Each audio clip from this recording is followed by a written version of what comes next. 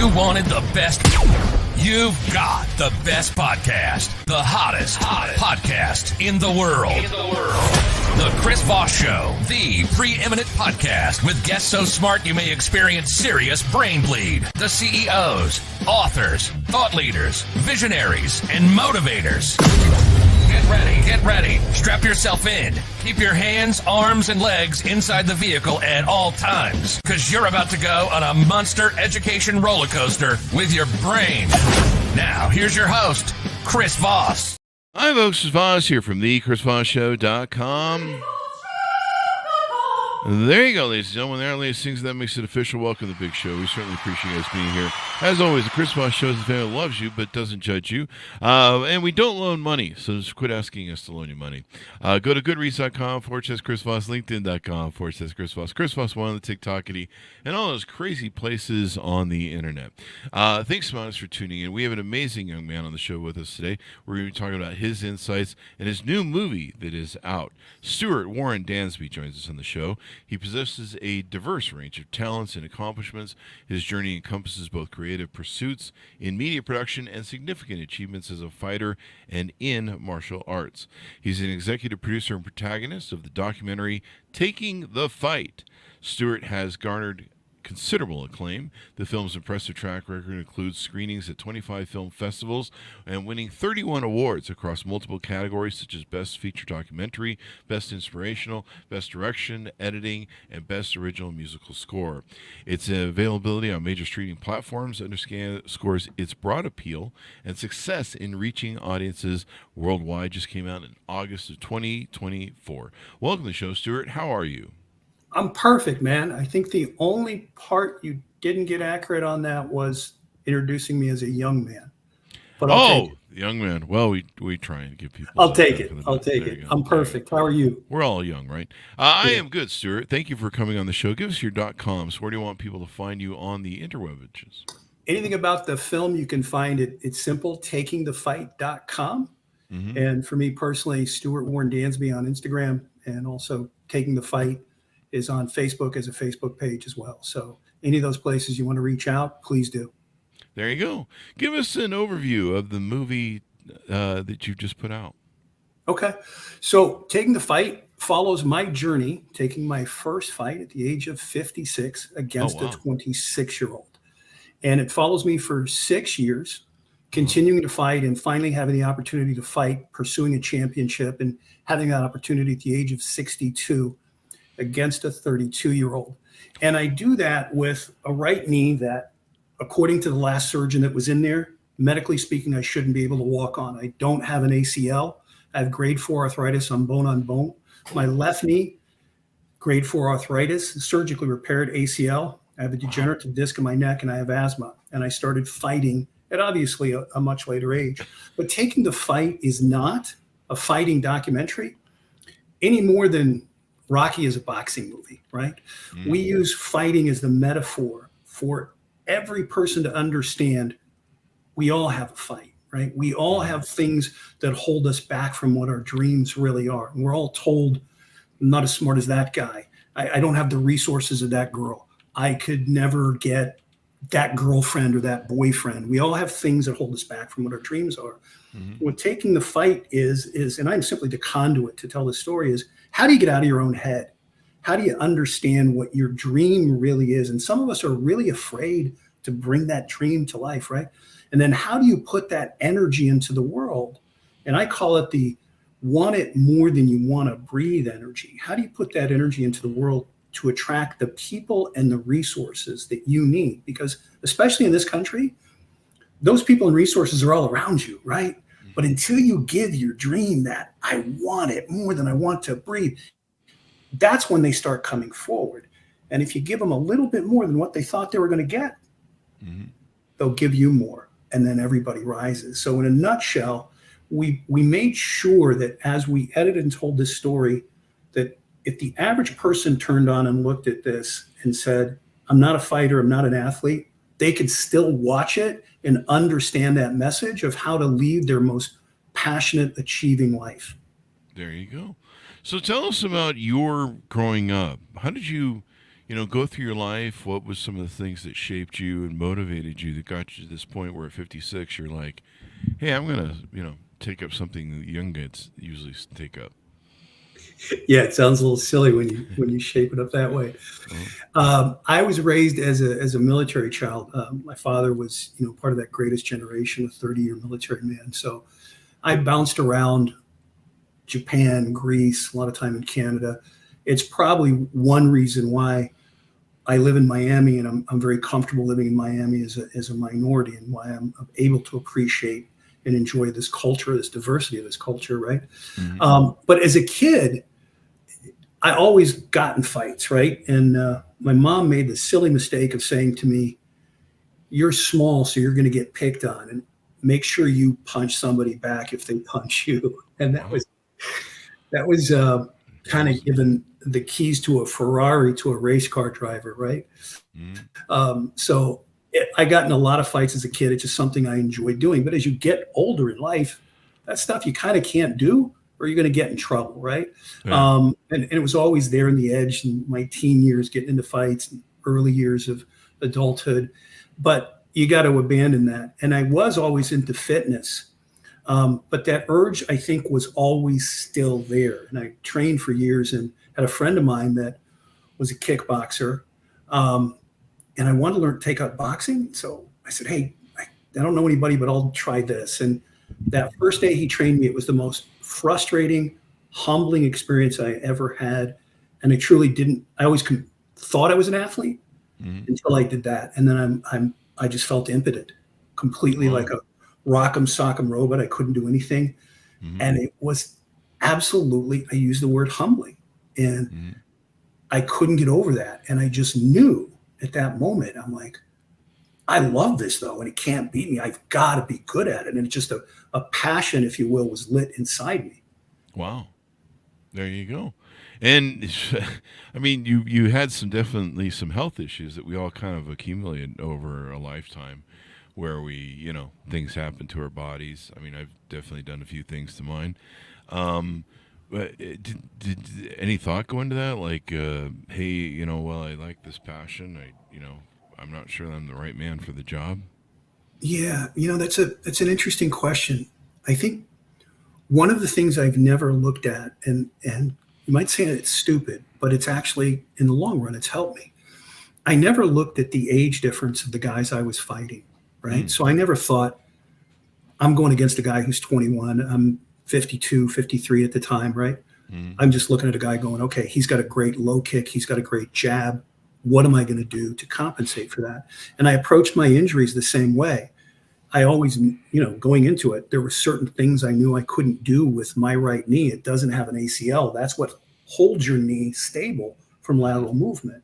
And so the guys that were coaching me, and as I got into more professional coaches, we simply looked and said, all right, you can't do this. What can you do? And we never thought about it other than let's play to our strengths. What are we capable of? And that's how we looked at it. I think there's a point of view, and this is really important. And it's a message of the documentary that we as human beings, I think the two most stressful words we have in the English language are problem and obstacles. So if I walk up to you right now and I say, hey, Chris, we got a problem. Internally, like, how do you react, right? You're like, oh, shit. Like you take a breath and your heart rate goes up a little bit. If I walk up to you and say, hey, Chris, we need to solve a challenge. It's a totally different internal reaction in your mind, right? Of how we're going to function. And this is solvable. And so I think for us as a team, and this is definitively about the team of world-class coaches and fighters and my wife that have surrounded me with love and support and knowledge, we always looked at things as simply a challenge. We never looked at the knees as a problem. We never looked at the degenerative disc in my back as a problem. It was simply, how do we overcome these challenges? And if you focus anything in life on that, you're going to find a way to get past that challenge. Definitely. It's if you look at things from a victimhood standpoint, like, oh God, I can't do this. Oh God, I'm not equipped to do this. I don't have the right skills, yada, yada, yada. Then you're going to have troubles. And so, how you, what is it? It's the perception of how you greet things that make all the difference in, being successful or just failing and quitting, basically. Yeah, and I think it's so easy to fall into that victim mentality. There were a couple of times within my fighting career when I did, and my team snapped me out of it. Right, where Mm-hmm. I started thinking I'm a victim. Before my last fight, the state of Florida Boxing Commission did everything they could in their power not to license a 62-year-old trying to fight a 32-year-old, and put me through hoop after hoop. And I mean, this went on for Wow. 8 weeks. Wow. First, it was a physical that was 3 pages long, unheard Mm. of. But I went and got it, sent it into the state. 2 weeks go by, the promotion calls me and says, hey, now they want proof of your previous fights. Send that into the state. 2 weeks go by, promotion calls me. Now they want sparring video. This is unprecedented. I've fought already numerous times at this point, and for somebody to ask me this is crazy. So I'm starting to get frustrated. And you got to couple that with the stress of a training camp where you're training twice a day. You're literally getting beaten up as you're sparring. You're cutting weight, and your mind obsesses about the fight. And your body daily, your will is challenged on how far you can push yourself. And then you have that added layer of pressure of what if I don't get my license? What if I go through all this and they don't give it to me, right? Yeah. And then I remember this well. It was a Friday afternoon around 3 o'clock, and the promotion calls me and says, now the state wants an EKG stress test, and they want a bleed out test, which is a test to find out how quickly your blood coagulates if you get split open, right? This is a Friday. I'm weighing in on the following Friday, and I said, how long do I have to do this? And they said, Wednesday or the fight's off. So at that moment, Chris, I went into being a victim. I hung up the phone and I literally say to myself, this is ageism. They are discriminating against me because of my age. Wow. And I call my wife, Stella, to try and get some sympathy. Unfortunately for me, Stella is a bad sympathizer and she's a really good teammate. And she says to me, she's not like, oh, baby, I feel bad. She says, dude, if I'm the state of Florida and I see a 62-year-old trying to fight a 32-year-old on paper, I'm getting as far away from you as humanly possible. I'm looking at you as a liability that might die in that cage. Yeah. And she said to me, they don't know you. They don't know how hard you train. They don't know the world-class, high-level UFC fighters you go against. They don't know your coaches. They don't know your heart. Beat them. Stop being a victim and beat them at their own game. If that's their challenge, find a way to get the test done, right? So even on that championship journey, my point is we all have moments where we can fall into that mentality, right? And that's the power of a team around you that won't buy into your BS. And I'll say to you, no, level up, get yourself together and find a way. There you go. What are your thoughts on the fight between Tyson and it looked like it was going to go down there, and then I guess it fell apart with something that happened with his health. But what did you think of the Tyson fight with that young man? I think, Jake Paul gets wrecked by a lot of people because a lot of people still call him a YouTuber and just a guy who's looking for publicity. But I know fighters that I know that are high level that are his sparring partners and that he'll call in for this. And what I do know about Jake Paul is he takes this really serious. He might have started it for one reason, to make money and publicity, but he takes himself very seriously as a fighter. And I know his skill level has grown dramatically. So he's a legitimate boxer.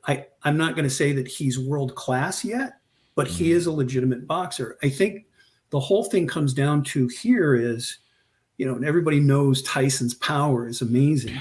How many rounds does it go, right? If Tyson can touch him in the first couple of rounds, I think it's Tyson's fight. I think the longer it goes, This kid's a smart fighter too. He's got a higher fight IQ than most people give him credit for. And if it goes into the latter rounds, I think it's a 6-round fight.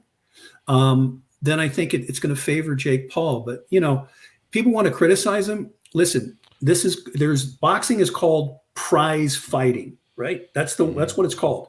So these guys are out here to fight to make money. So why would you criticize them? And why would you criticize Mike Tyson for still wanting to fight at this age? If I walked up to somebody in the corporate world and I said, "Hey man, you're 60. I think you should retire," they would be offended. But we certainly judge our athletes that way. And the reason we do is because we want to see them go out in glory. And I get that, right? We want to see our athletes go out on the top, but it's not our choice. It's that athlete's choice. That's true. And no one wants to see anybody get hurt too. I mean, that's one thing that. Yeah, especially guys you might have idolized, right? Yeah. No one wants to see when, people go down for, whatever. So why do you think the film has won so many awards? It's won a ton of awards. Why do you think it's been so endearing to people that have watched it? 100%. It's because, and I'll use the word successful. We were successful in delivering the message and not having just a boxing or a kickboxing documentary, a martial arts documentary. I think one of the most compelling things for me as we went on this journey, and this was 9 years in production. It was 9 years this June. We went through 4 or 5 different editors, and every time we would see the first edit, it would be my nightmare, which is, this is just a clunky, narcissistic journey about me. And that was what it's the truth. I'm like, I don't want that. That isn't what this is for. When I had taken my very first fight, as I was going through that training camp, people were walking up to me and stating, "You're inspiring me. You're inspiring me." And I would look at them and just say, "I don't know what you're talking about. I'm trying to knock a mofo out and not get knocked out. What do you mean?" But it kept happening. People were telling me, "You're inspiring me to lose weight. You're inspiring me to do this." And after my first fight, I fought in a tournament. I got to the finals. I lost in the finals to a 6'2", 20-year-old.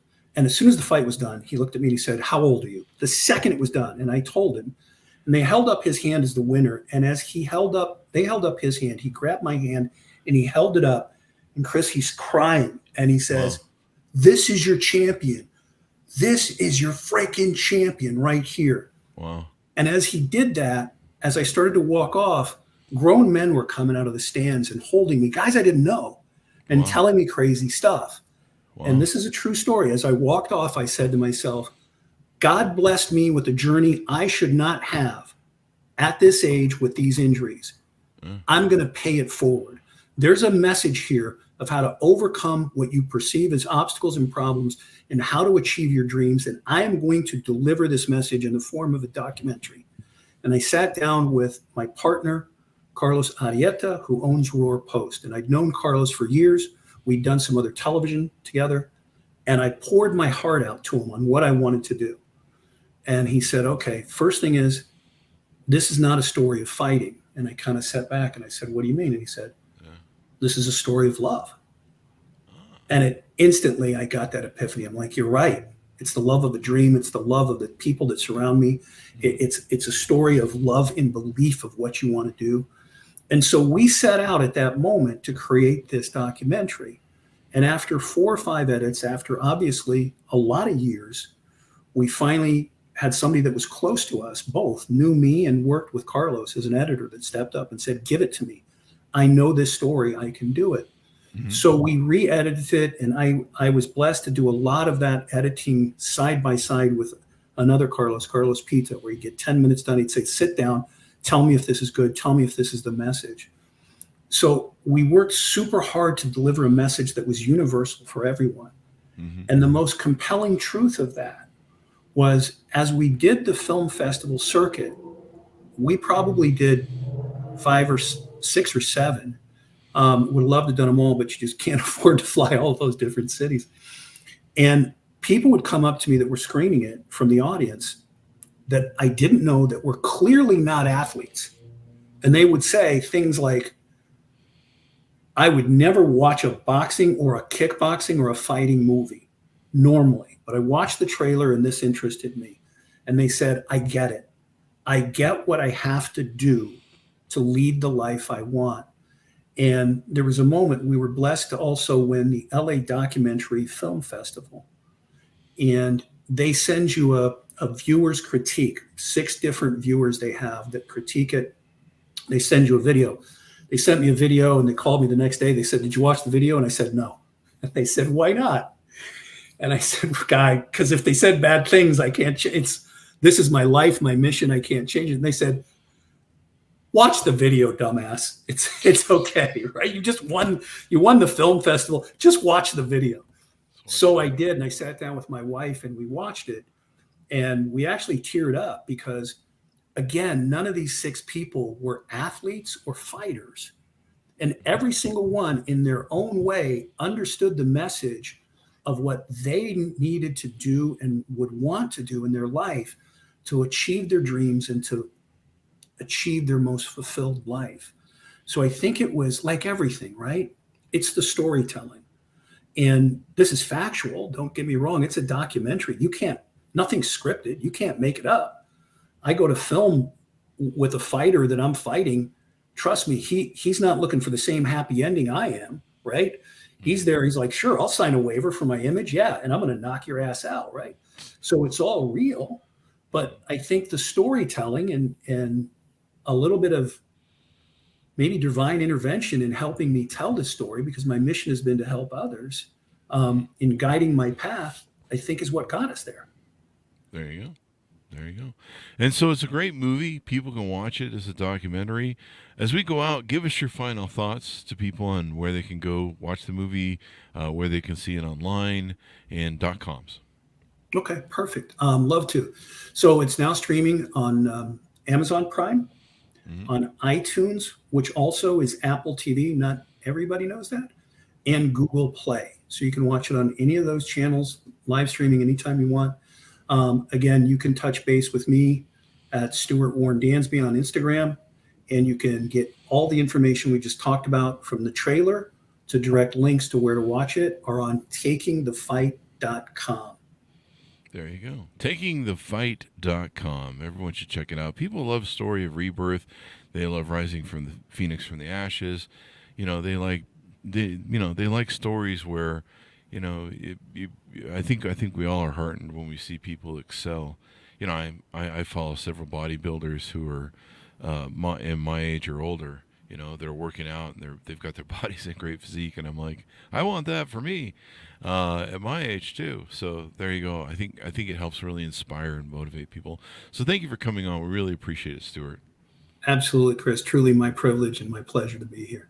There you go. And thanks for tuning in. Go to goodreads.com/Chris Voss, LinkedIn.com/Chris Voss, and all those crazy places on the internet. Check out the movie wherever fine movies are sold. You can take and get involved with it there. Taking the Fight, and definitely inspiring. Share it with your friends and family. Won tons of awards.